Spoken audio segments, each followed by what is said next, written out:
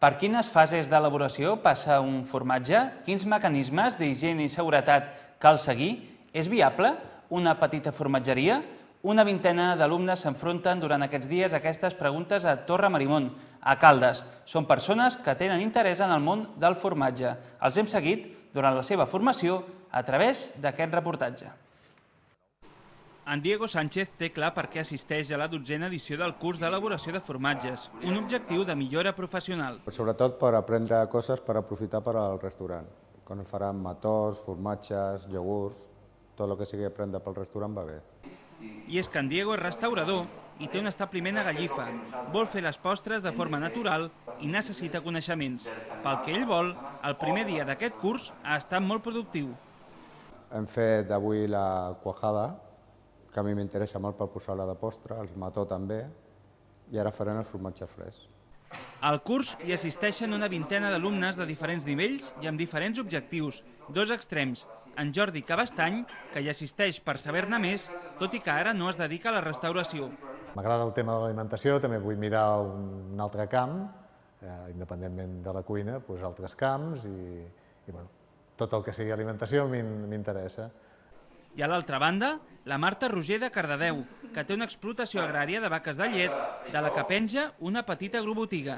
Ara volen iniciar un nou negoci perquè veuen oportunitats. I ara volem donar un pas més comercialitzant la llet de l'explotació.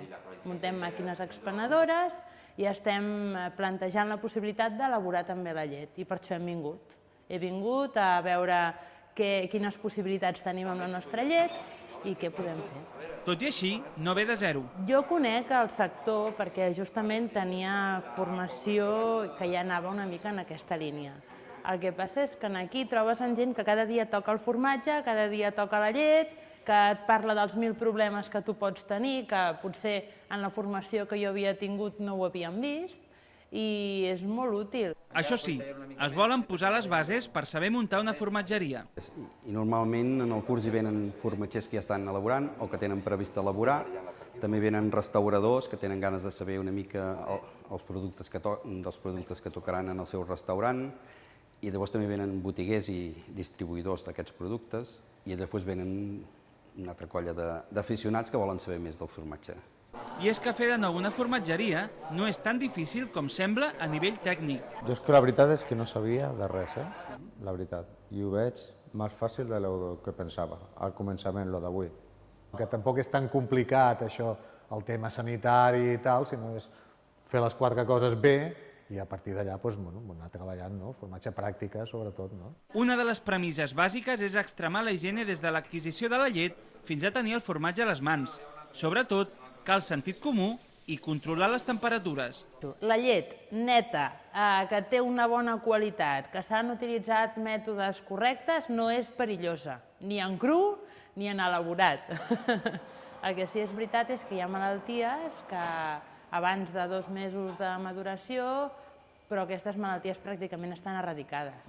Passa que aquí treballem amb una de les cadenes alimentàries més segures del món. I és que a Catalunya hi ha molt control. Sí, la llet és el producte, jo sempre ho dic, la llet és el producte més controlat. Està molt més controlat que els ricachons per Hisenda i tal, però està molt controlat. Aleshores es controla sobretot la bacteriologia, les cèl·lules somàtiques i que no tinguin residus d'antibiòtics o d'inhibidors a la llet. Hi ha molt control, d'una forma excessiva, el que deia el professor, i és real perquè visc en el sector làctic. Tracten la llet com si fos un producte radioactiu i no és així, la llet és el producte que ens ha alimentat tota la vida. Els artesans creuen que els controls són massa estrictes per una petita formatgeria i volen impulsar diferenciar la producció industrial de l'artesanal. El que s'està intentant des de les formatgeries petites és que aquests controls s'adaptin a aquest tipus d'establiments petits. Vull dir, hi ha molts controls que fins ara es feien igual que en una indústria. I el que s'està treballant dins l'Associació de Formatgers Artesans una mica és que hi hagi un altre sistema, que hi ha les guies de bones pràctiques, que el seguiment és diferent. La formació a Torre Marimon alterna teoria i pràctica d'elaboració, avaluació i controls tècnics, sanitaris i de qualitat. Ens parlen de petits trucos que pots fer servir el dia que et passi això, tot això jo ni ho havia vist. i és molt interessant. El curs ha avançat amb dificultats creixents. Primer la quallada, el tractament més senzill, per acabar amb formatges curats. Dilluns a la tarda, al laboratori, s'ha fet formatge fresc.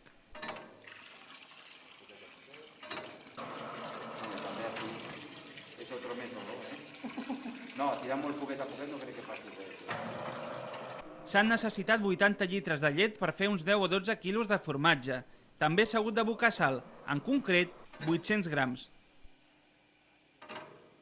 Aleshores hem pasteuritzat la llet, l'hem portat refrigerada, l'hem mantingut refrigerada i ara l'hem pasteuritzat. He pasteuritzat amb l'objectiu d'higienitzar-la per eliminar les bacteries patògenes i per reduir la càrrega microbiana perquè el formatge tingui una vida útil més llarga.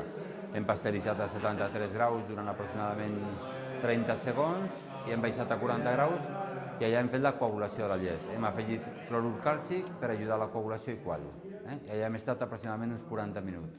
Una vegada la llet està quallada, el que hem fet és tallar-la amb unes llires, ja has vist el procés allà com es fa, fins a agafar primer un tipus de llira, després una altra, i hem estat allà, agitació-repòs, durant 20 minuts, mitja hora, fins a agafar el tamany de gra característic, i hem procedit després, ja quan teníem el tamany de gra i la textura adequada, al salat. L'hem afegit un 1% de sal sobre el xerigot, sobre la llet en xerigot, i després el que hem fet és deixar reposar els grans de quallada al fons, hem eliminat el xerigot i els hem posat en els motllos. Això bàsicament ha estat el procés. Un cop en el motllo, l'objectiu és donar-li forma. L'hem posat en el motllo i en el motllo l'objectiu és donar-li forma. I ara el deixarem al motllo una estona i l'anirem voltejant fins que agafi ja una mica la textura i perdi la humitat ja per posar-ho a la cambra de fred.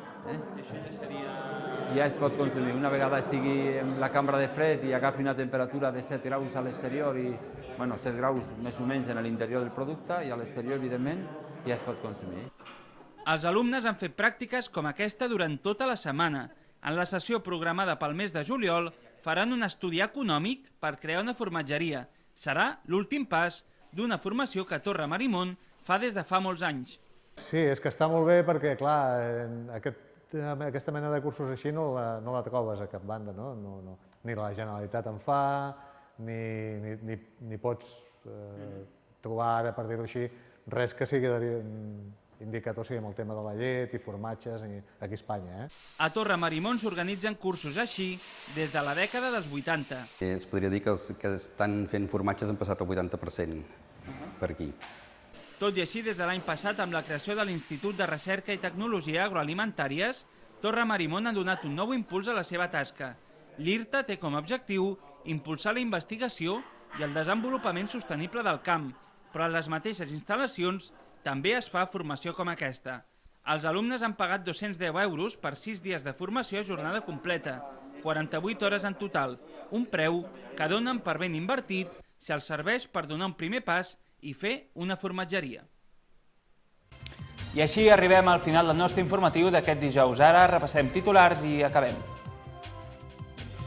El conseller d'Interior, Joan Saura, ha inaugurat el Centre de Coneixements de la Seguretat de l'Institut de Seguretat Pública de Catalunya, un centre documental que pretén fomentar la docència i la recerca en seguretat i convertir-se en un referent a Europa. Des del sindicat UGT titllen l'acte d'aparador lamentable. La gent gran demana ser tinguda més en compte i que es facin polítiques específiques en el procés participatiu del Congrés Nacional de la Gent Gran. La Llagosta acull una trobada per parlar d'un col·lectiu creixent i que encara té moltes coses a aportar a la societat. Una vintena de persones assisteixen a un curs d'elaboració de formatges a Caldes amb l'objectiu de poder donar les primeres passes per iniciar una formatgeria. Ens acostem al curs i als alumnes al final de l'informatiu.